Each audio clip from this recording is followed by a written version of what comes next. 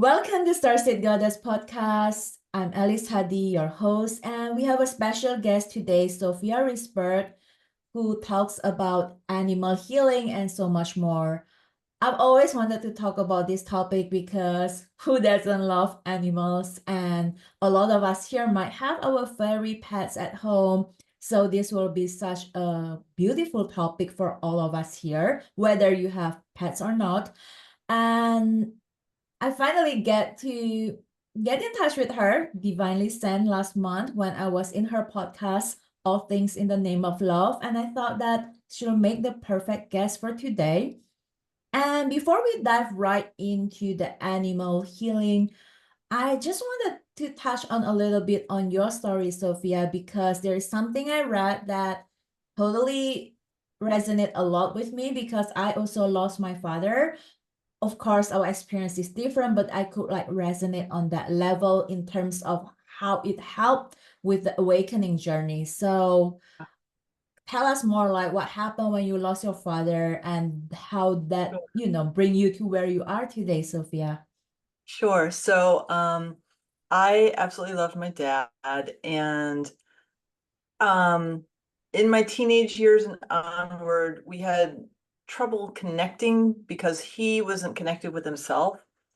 And I knew when I was 10 that he was going to die pretty young. He died at 69. No.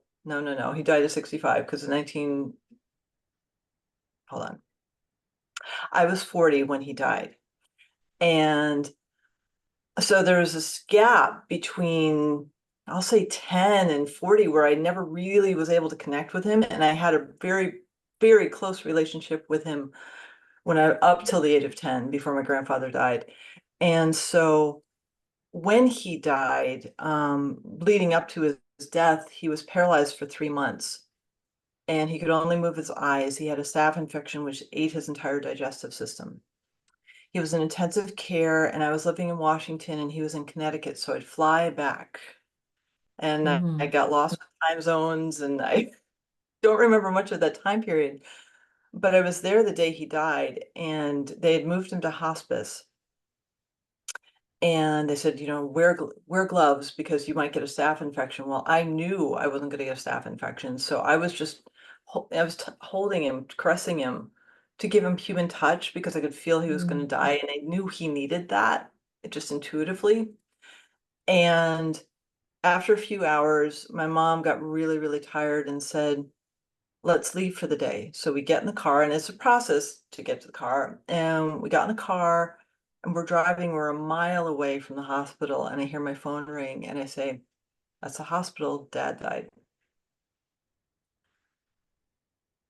Didn't know. She's like, no, that's your imagination. So I picked up the phone and it was the hospital. Dad died. So we drove back, we parked, and we got in and we walked in the room, and I see this body and it's yellow and it doesn't look like my dad. And I say to my mom, where's Dad? And she said, that's your father. I said, no, that's not Dad, because his soul left. And I didn't know that quite then. So I asked her like 2 more times, no, seriously, Mom, where's Dad? And she's like, no, that is your father, but it did not look like him because he wasn't in the body. Like he shrunk into like a skeleton form because it wasn't him. And so after the third time of asking, I feel, and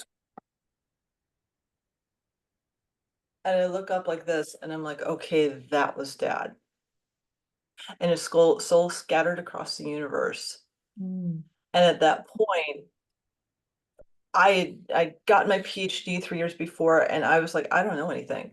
I don't know a fucking thing, because what that was, there's no education for that.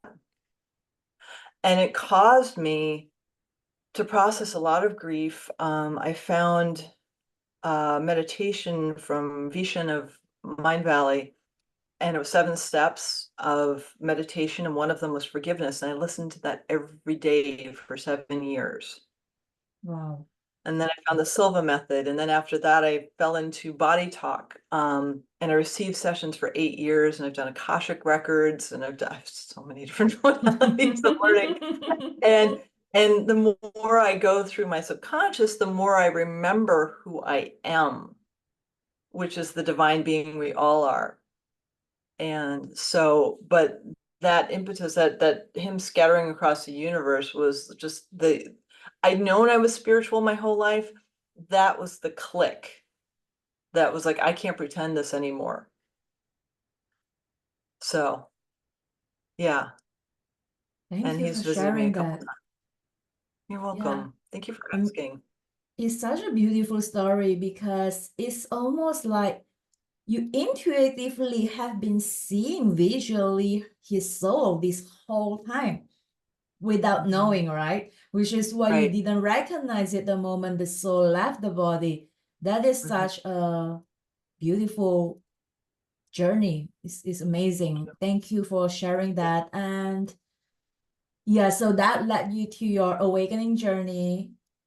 Mhm. Well, you are already in the journey, but that's like the click that really Right. turned the switch on, if you may.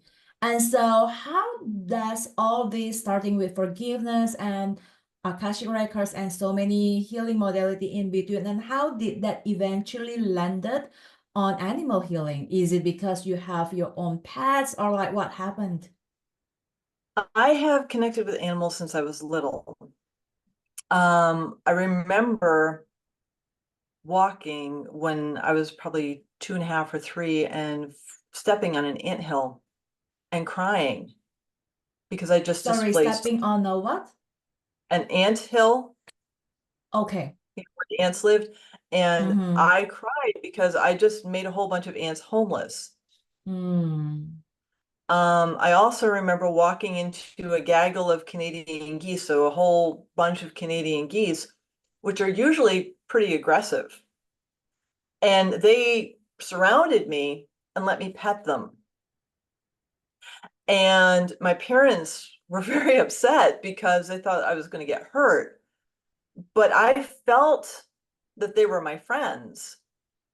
And so when I finally got out, they told me I couldn't do it again because it was dangerous, but I didn't feel that. So I've never felt what a lot of people feel with animals. I've never felt that they're like less than me. They genuinely are my friends. Like I make friends with animals.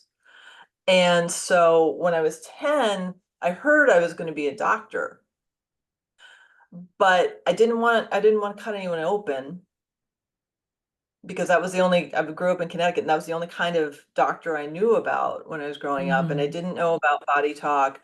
And so I was like, okay, I'll pick the subject I'm really good at, which was history. So I spent 16 years getting a PhD in history. Too many years in college. And And then after that, that's when my dad died and I started unfolding things. And then after receiving body talk sessions and releasing more of my subconscious programmings, I got drawn into the modality and I took one class and then a second class came up and it was like it was called Body Talk Access for Animals. And it's just a tapping technique that helps animals. And so I'm on a Zoom call Mm-hmm. with like 8 other people. It's based in Ireland. The dog I'm supposed to work on, the human can't get into Zoom. So he calls on his phone and the instructor's holding her phone up like this. So I can see this little thing that's a dog, I think, and it's a puppy and she's bouncing up and down. And so I tap in the protocol. And before I get done, she goes from bouncing to sound asleep. Mm. And that just trips me out because I'm like, how are we connected? Because I'm in Oregon and you're in Ireland, and oh my gosh, this is quantum physics. This is the I'm literally connected with this dog, even though I'm not physically with this dog, and it just expanded my mind in like all the synapses just started firing and the neural pathways changed and like I'm just like getting I need to study more. So I took 3 more classes. And then after the third class, when I learned about consciousness and how every body part has different levels of consciousness, I was like, this is my path. Mm-hmm. And because of my experience with that dog in Ireland, I felt the guidance, the inner guidance of oh, this is the practice I'm supposed to do. This is not that I'm getting a PhD in this again, but like, this is the doctor I was always wanted to be, but it wasn't around when I was little. So yeah, that's how that fell into place. And I've been doing it for 4 years and I absolutely love it.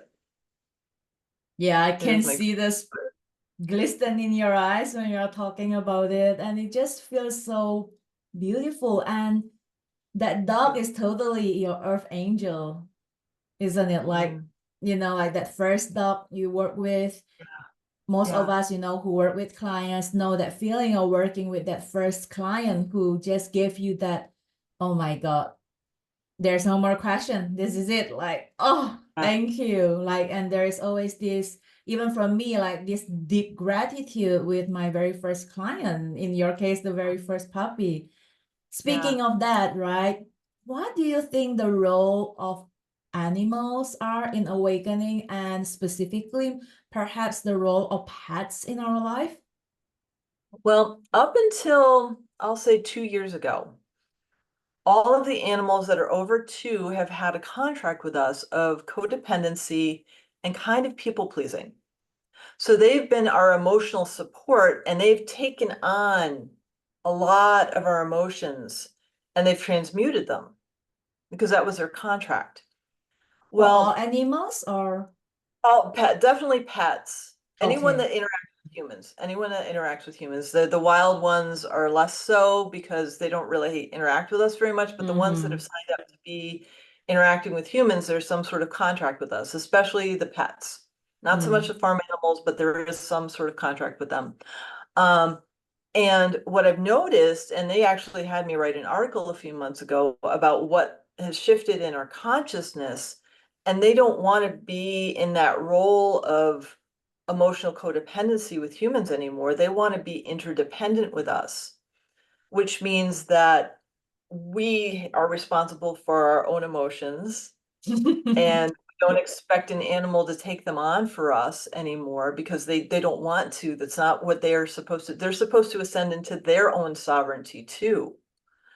And so what we get to do is learn how to interact with them in a way that's more honoring of them. More in a Hawaiian term is called kahu, which means beloved attendant. And honoring the other. And it's not like you've elevated the cat or the dog above you, you've elevated them to an equal. So I'll give an example. The past 2 days, or 3 days, I'm living in a house with some friends, and a guest came with two dogs. Well, this cat has never seen a big dog before. So she's been outside. And I was like, is anybody feeding her? Because she wasn't coming in for food. So I bring food out for her and I'd sit with her and I'd talk to her and make sure she was okay. And we bonded because of that, because she knew that I was aware of what she needed and nobody else was as attentive as I was. And so it's just a shift in the depth of the awareness of what their needs are. One of the dogs, I'm actually massaging his kidney meridians, and he's a Mhm. shepherd mix, and he's gone from like to like, oh, can I have this more? I really like this. So it's really beautiful because I'm just sensing what he needs and I'm just offering it to him because I have the ability to. So is it based on like just intuition, or can you actually like communicate with them? Like, do you hear them talk to you, or like what happened? So intuitively, yes, I can sense them. But when I'm in a session, and we'll see how this evolves, because at this moment, this is what happens. When I go into session, I call on my higher self and their higher self, and I ask for the highest healing to be facilitated through me for them. And then I channel essentially whatever it is, and I write it down and I tap it in. And there's typically a whole bunch of different things that comes in that I call a formula, and I usually get two formulas within the course of a session that usually lasts 20 to 30 minutes. There may be nutritional guidance that comes through, and there's something called cortices, which is balancing your left and right brain. that the human gets to tap in as a proxy for the animal. I Mm. record it. I do everything remotely. What has shifted very recently is because I did this with a sheep about a couple weeks ago. She reached into my consciousness before I got a picture of her. Usually I work with a picture. Mm. She was the vet was going to put her down. And what happened, she was experiencing heartbreak, and heartbreak showed up in her right elbow because her brother died. I was guided to see that, and she's walking again. Mm. And but I didn't need a picture. I felt her consciousness come in to my awareness, and I just channeled the session for her. And I was like, wow, this is really amazing, because my comfort zone is I want to see a picture because I want to tune Mm. into the energy, and I have an intake form. I'm very professional about it, but I don't need that. That's what I'm being shown, is I don't need any of that. It's my comfort zone. It's the client's comfort zone to have the physicality of it, because not everybody's in that level of awareness of quantum energy yet. But it's amazing because sometimes I'll just get what they need. Sometimes I'll get personalities. I had I had a terrier come in a couple months ago, and he was sick of being a terrier. Just didn't like the energy anymore. And I'm like, okay.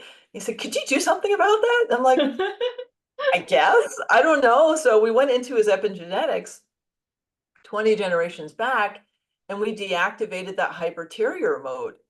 And we got done with the session. He fell asleep for an hour, and the human that was living with him was like, okay, he's not hyper anymore. I'm like, that's what he asked for. You know, if the Mm. higher self comes through me and tells me, or even just the soul of the dog, you know, in this case it was him. He's like, I am so tired of being so hyper all the time. And I'm like, okay, buddy, see what I can do. Um, and so it's really interesting. But what I've seen is, like, especially in the past few weeks, because of all the frequencies that have been shifting, is I'm hearing things that I haven't been able to hear prior to, and I'm getting more energy come through me. I'm learning about the meridians and the Chinese five elements, and that's very quickly coming into my sessions. And I'm finding the points on the animals that need to be pressed, which there isn't a chart for that. It's just, I'm just finding it. So that's really fascinating.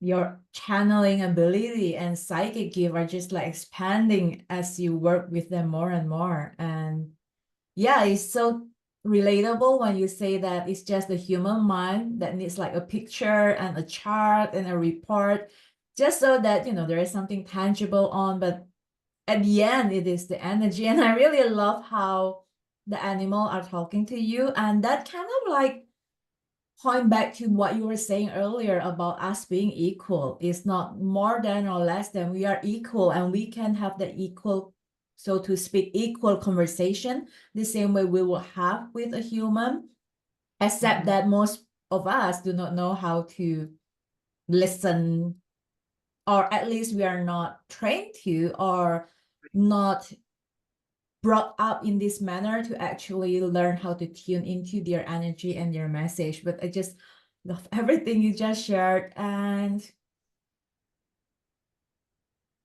so for the animals that you work with, right? Most of them, are they like farm animal and pet? And do you see like any difference between working with either or?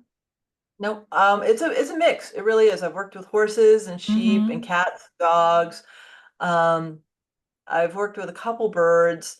Um, it's it's pretty much, if they're open to receiving the session, because I have to have permission, because that doesn't change with humans and animals. Mm-hmm. Permission with everyone, because I've met a couple dogs that should have sessions and they haven't given me permission. So The dogs, not the owner, the right? dogs, yeah, a couple dogs have not Okay. given permission, even though they have trauma and they need it, but it's free will, because they have free will too. But Mm. um, it's more about, like, the most recent horse I worked on was fascinating, because I was present with her, and I put my hand on her, and energy just flew through. I was like, the session was so, I couldn't hear anything. It was coming through so fast. And I just had my hand on it for like 10 minutes. And when we got done, my hand was hot and she did a full body shake. I was like, wow, Mm. she integrated that.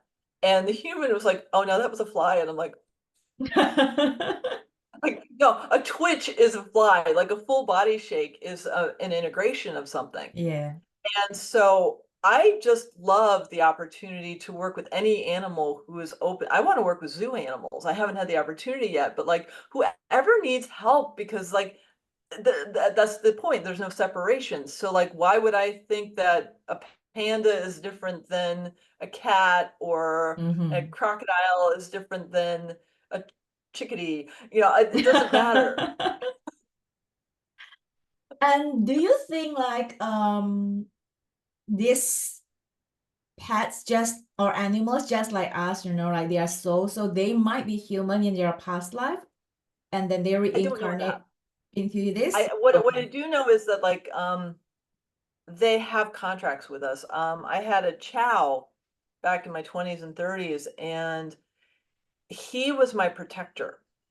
Mm. He protected me from energy. I did not know what his job was, but he was my protector.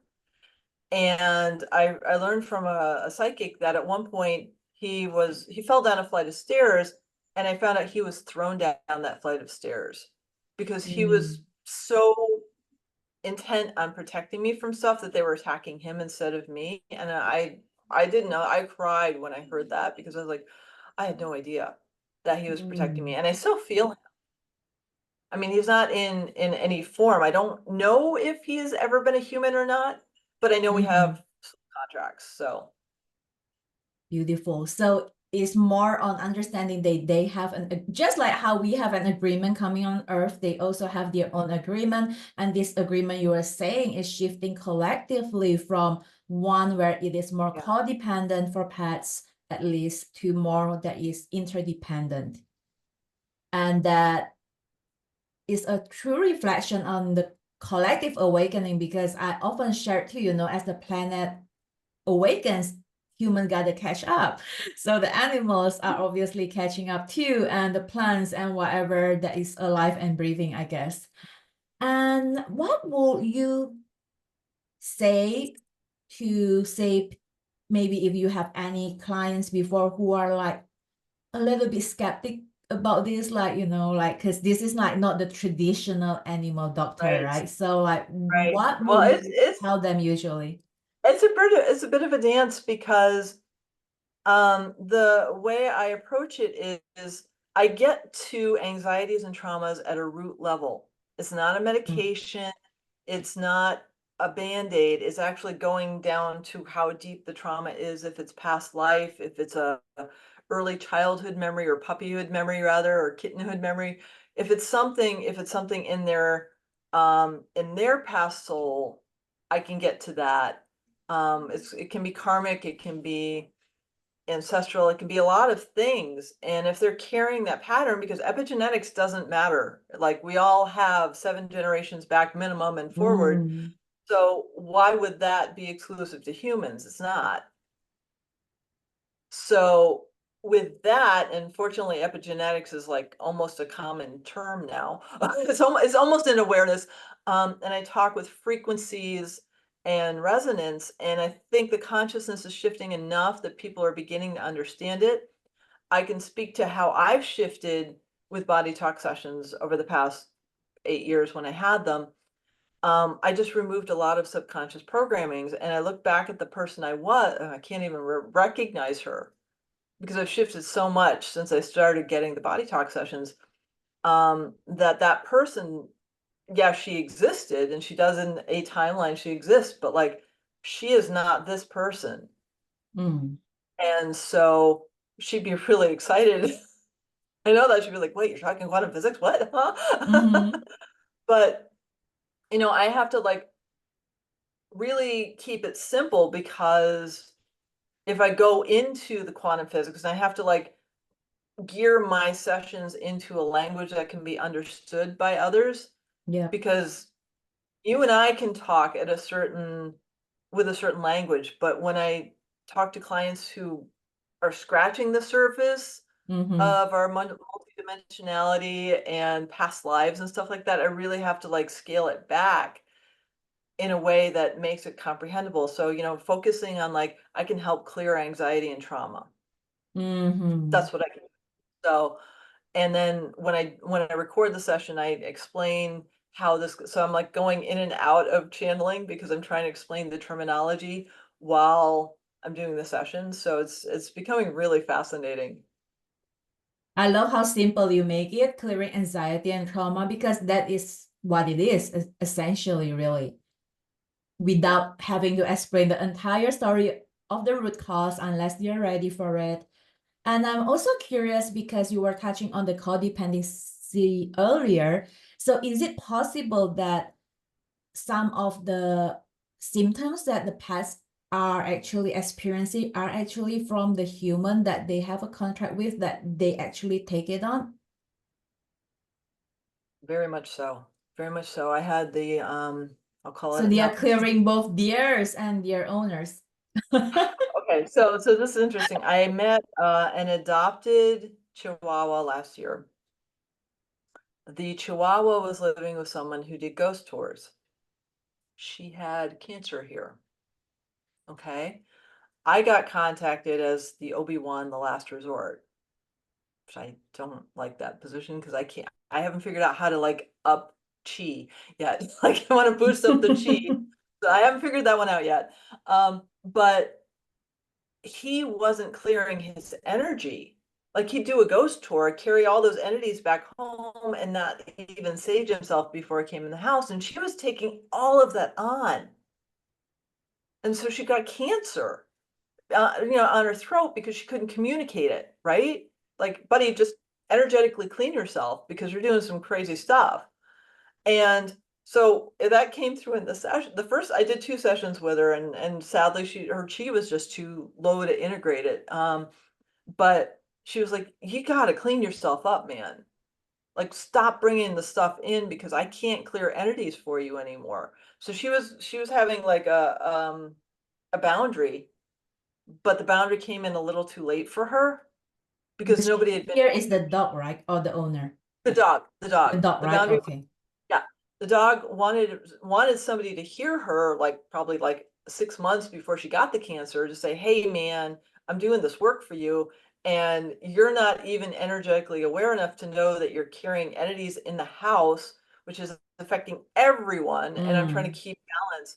Um, and so it's stuff like that. The animals are really tired of carrying that for the humans because they're dying. Like I've never heard of dogs having kidney failure before. I mean, that's also food and vaccines and all that stuff. So that's like a whole can of worms that I don't need to go into. But um kidneys, I'll read it because I can't remember all of the energies of kidneys, but kidneys have like kidneys are willpower, energy production, sensuality, separation of pure and impure, coping, fear of, paranoia, and fear. So, like, imagine you're you're working a 9 to 5 job, you're dealing with the degradation of food, the degradation of water, the degradation of the air. You have stress at work, you have stress in relationships because you don't know how to process your own emotions, and you come home to your four-legged. Well, your four-legged loves you unconditionally. Like you're going to find unconditional love from any four-legged you're going to, or winged or finned being that you live with. They're going to love you because that's what they are. They are unconditional love. You're going to gravitate towards, "Oh, I'm so glad to see you. Oh my God, this is so good. I love you so much." And that animal has been in the past taking on that energy from you. So you can feel it. If you're paying attention, you can feel that energy lift, but they're exhausted from it. They don't want to do it. And anyone under 2 isn't taking human stuff anymore. I've seen animals under the age of 2. It's a different frequency. They're like, "Nope, I am not taking on your stuff."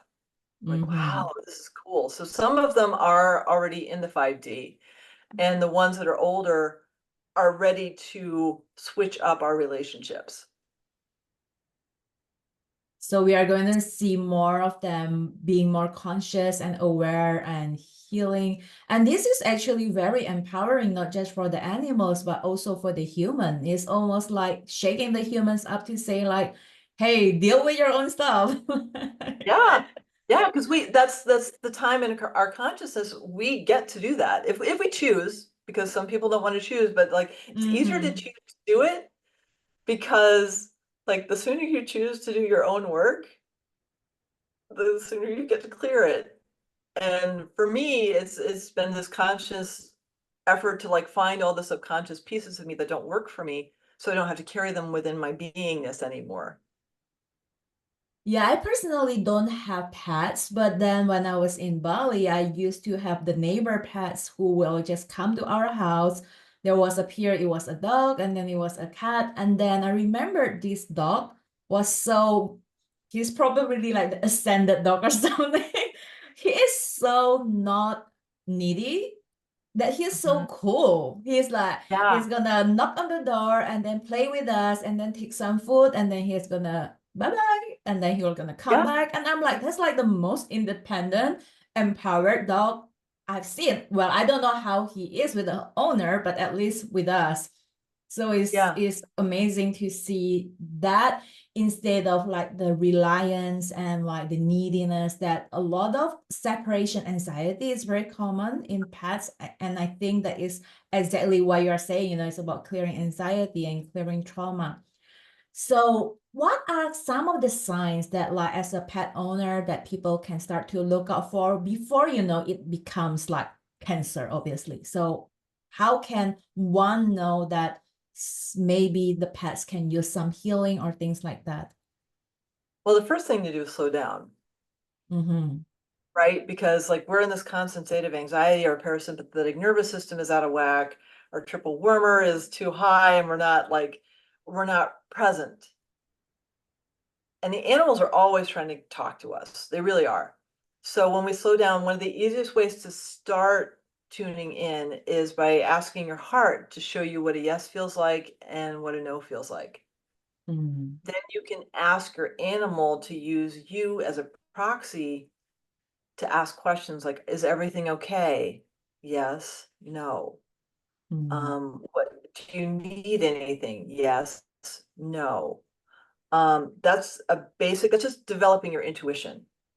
You can look at their eyes, and if they look calm, then they're fine, right? If you see the anxiety, if you see them like acting funny, like they have to pee all the time, or their tail's under their leg, or they're hissing or hiding in a corner or anything like that, it means that there's something wrong.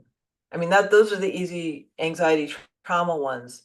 The cancer, they're probably going to be eating less, or they're going to be sullen or angry, or just like not in a happy state. And if you see that over time, like I'd say like a week or two, because I've had this a couple times where people have contacted me. One reached out with the dog on the operating table and said, do something. I'm like, okay, I'll do what I can. I'll do what I can. But if he's under, the chi isn't there. And that's a really important thing. Like, I haven't figured out how to generate energy, right? Because that's not my job. But like, if an animal has a very low energy, sure, I can do a session, but how can they integrate it if they don't have a lot of energy? It's like humans, like we can receive help, but if we're not taking care of ourselves physically, mentally, emotionally, and spiritually, we can't fully integrate everything. It's coming back to the fundamental of the very basic emotional needs to being taken care of, being supported, being loved, and all the other basically physical, mental, emotional, and spiritual. And it goes the same for animals, obviously. Yep. It's beautiful. It's just fascinating to see like this relationship that we have with animals and how it play out in this entire awakening overall. Mhm. Do you have any like tips or any last message that you might have that you want to share to people about animal healing in general? Well, the thing that wants to come through is that, veterinarians are amazing. And I'm going to say this about Western medicine in general. If you need surgery, Western medicine's amazing. If you have anxiety, if you have trauma, if you have digestive issues, if you have a lack of energy, Western medicine isn't necessarily going to be the best solution because the way the system works is medication, medication, medication. Mm-hmm. There are so many different ways to support both humans and animals in a naturopathic way. And and this is maybe a big concept, but like at our core, we're all energy. I mean, honestly, my car is not different from me on an energetic level. And in fact, my car has consciousness, which is a whole other story. But like, so if we can open our minds to the fact that we are energy, then energy healing makes sense. And of course, we're going to respond to it because we respond to sound frequencies. We respond to so many different things. And why not try it and see how it works? Because Western medicine has proven limitations to itself. So that's what's Yeah, coming through. it's a beautiful combination, the Western and tradition. In this case, you're using TCM, if I'm correct. And I always love to say that, it is about dealing with the root. Because like when we deal with medication and surgery, it's often like it's a little bit too late, so to speak. It could have been Mhm. prevented earlier if we have actually targeted the root. So I won't say either or, you can work with both, but that there's a place for each and everyone. So play around with it and listen to your intuition on that. And where can people find you? The easiest way, well, I got a couple places. heal.me/SOFIA-RISBERG. That's the website where you can find me. I'm also on Instagram at Sofia_L_Risberg. And on Facebook, I have a page that's called Divine Love Quantum Healing, and you can find that as well. Lovely. We're gonna put it all in the show notes so you can have a look later on as well. And I believe you also work with BodyTalks, not just for animal, but also human, am I right? Correct, correct. And the only reason I promote the animals is because they ask me to be kind of a spokesperson for them because I'm comfortable talking. But I do work with, I mean, I've had body talk on myself on and off for 8 years, and I know how powerful it is for humans, and it works with animals incredibly well because they don't have as much subconscious programming as we do.